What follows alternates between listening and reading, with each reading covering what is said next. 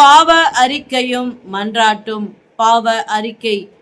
யாக்கோபு 5ஆம் அதிகாரம் 12ஆம் வசனம்.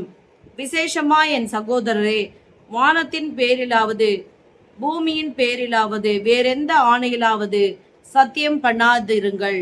நீங்கள் ஆக்கினைக்குள்ளாக தீர்க்கப்படாதபடிக்கு உள்ளதை உள்ளதென்றும் இல்லதை இல்லதென்றும் சொல்ல கடுவீர்கள். ஆமென். பிரியமானவர்களே, இப்பொழுதெல்லாம் பார்த்தீங்கன்னா வாயை திறந்தாலே சத்தியம். சிலரெல்லாம் பார்த்தீங்கன்னா துணிகரத்தினாலே, அவங்களுடைய துன்மார்க்கத்தின் துணிகரத்தினாலே பைபிள் மேலே கூட வச்சு சத்தியம் பண்ணுறாங்க, பொய் ஆணையிடுகிறார்கள்.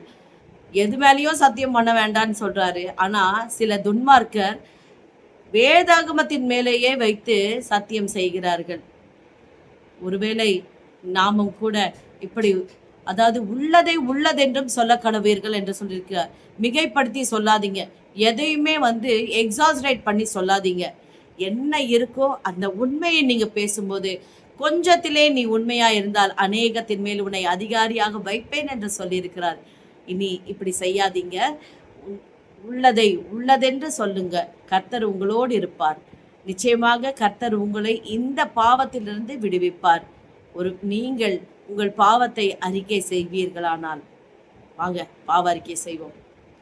ஸ்தோத்திரம் ஆண்டவரே, ஸ்தோத்திரம்பா, ஸ்தோத்திரம்பா. முன்னே நாங்கள் ஆண்டவரே அந்தகாரத்திலே இருந்தோம் ஆண்டவரே, இப்பொழுது உம்மிடத்திலே திருப்பப்பட்டிருக்கிறோம் ஆண்டவரே.